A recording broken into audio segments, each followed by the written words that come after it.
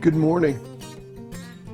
It's March the 31st. Can you believe March has gone this fast, especially given the circumstances of the past couple weeks? Time continues to fly. I saw a Facebook post this morning Sally Cogswell had put on there, and it was prefaced with the word agenda, and then she sort of gave a rough outline of her day. And I responded to her to say, Sally, thanks for that, because in times like these, maybe one of the most healthy things that we can do is to have some kind of plan for the day rather than to let it drift by. Sort of, we wake up and we go, hey God, you've given me this precious gift today. How can I use it in ways that will bring you glory and in ways that would be good for me at every level, spiritually, emotionally, intellectually, socially might not be quite a possibility there right now, but there's so many things that you can do with today, and Sally was outlining her day. One of the things that I've been trying to do is to take a mid-afternoon walk. I usually walk from the Deep Cove Beach parking lot towards Southern Head and then back, and yesterday was one of those days. It was a little colder than I anticipated. I wasn't quite dressed warmly enough, and the wind was fairly strong. It usually is down there. I started out and I said, you know what, I'm going to pray while I'm walking today. And of course, nobody was there to hear me except God, but I needed to pray out loud because I needed to hear what I had to say, if that makes sense. And so I did. I began to pray out loud, and and I went through all the usual kinds of things, praying for people who were sick, praying for some of my own concerns and issues. And somewhere along the line, my thought went to one of the most wonderful psalms that there ever is. Often it's read by graveside, but it's really not a psalm about dying. It's a psalm about living. And so I found myself, while I was walking along that beautiful, beautiful shoreline, thinking about this psalm. And I just want to say before I tell you what it is, and you likely have already guessed, but are you a caregiver? You're giving care for someone right now, whether it's children or some of us also giving care to parents now. You may be a counselor, you may be a nurse, you may be working on the front lines in the grocery store here.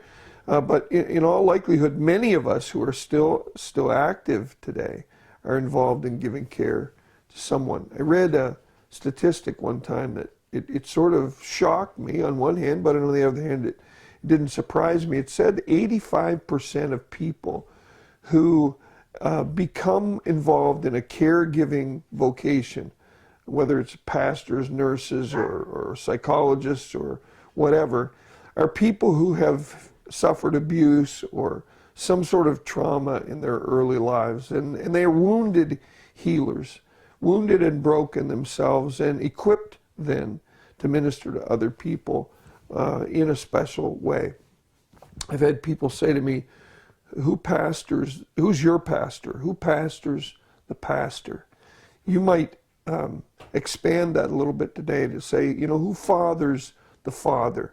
Who mothers the mother? Who gives to you what you give to other people?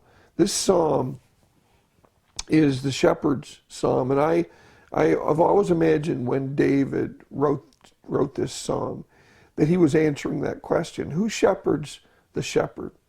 It was a long time ago in a whole different set of circumstances, but I just imagine that David, in those years of his life when he was secluded and isolated from other people and charged with caring for sheep, on duty 24 hours a day, sitting on the hillside in an elevated position where he could keep watch over his flocks, he would have had a lot of time to think.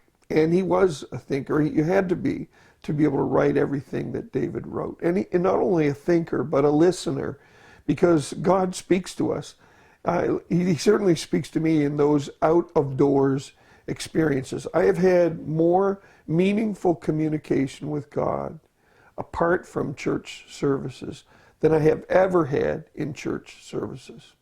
That's just the way it is. It may not be for you, but some of the most life-transforming moments have come to me when I have least expected them. And so I imagine David on that hillside was thinking, you know what, I love these sheep, I care for these sheep, but who cares for me?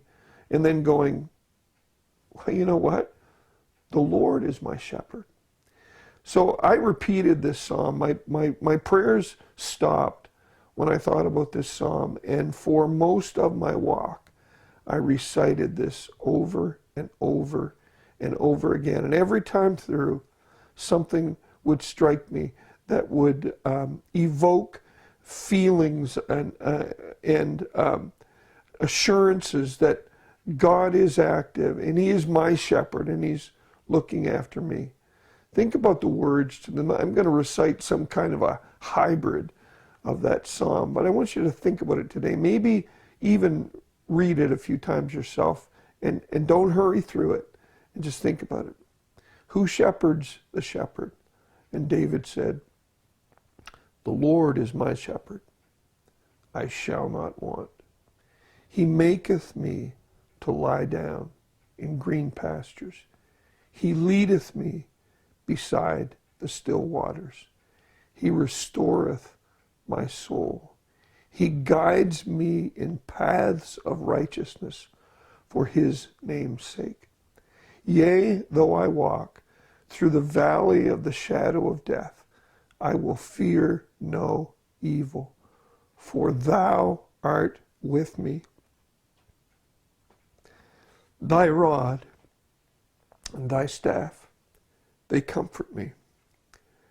Thou preparest a table before me in the presence of my enemies.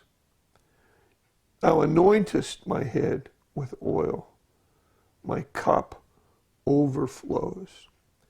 Surely goodness and mercy shall follow me all the days of my life, and I will dwell in the house of the Lord forever. I can say with some great degree of assurance that right now especially, the Lord wants to be your shepherd. The Lord wants to care for you like a loving shepherd would care for his sheep. Just one more illustration. I read a story about a tour guide in the Middle East who was taking a busload of tourists on some sort of agenda, some sort of tour on a given day. And while she was driving through the hillside, the bus driver was driving, she began to talk to the people about how that the shepherd never walks behind the sheep. The shepherd walks ahead of the sheep, and the sheep know the shepherd's voice, and they follow. And about the time she had finished that illustration, the bus rounded a curve, and there across the roadway, and so they had to stop, was a flock of sheep crossing the roadway. And the shepherd was behind the flock and waving his staff around, hitting some of the sheep, and the sheep were moving across the road in some random, haphazard, nervous kind of way. And then the tour guide was mystified. The bus was stopped, so she sort of took advantage to take a minute to get out, and she went to the shepherd, and she said, look, I've just been telling these people about the way that shepherds lead. They lead their sheep, and the sheep hear the voice, they follow, but you were driving those sheep across the roadway. I've never seen that. She said, I don't understand that. And the man with the staff looked at her and said, he said, I'm not the shepherd. He said, I'm the butcher. And there are lots of people in the world today who want to drive the sheep. They have an agenda for the sheep that serves their own purposes. God has an agenda for you today that serves his purposes. Let's pray. Father, thank you for shepherding me today, for being my shepherd, for making me to lie down when I don't have good enough sense to lie down, for taking me in places in my life that restore my soul. They rejuvenate me. Thanks for Grand Manan, Lord. It rejuvenates me. It's brought something back to me that I lost a long time ago. And you led me here, God. You shepherded me here. And I pray that you'd be with your people today. Whatever need they sense to be the greatest in their life, that they would sense your presence, your shepherding presence in their life and care for them. I pray these things in Jesus' name. Amen.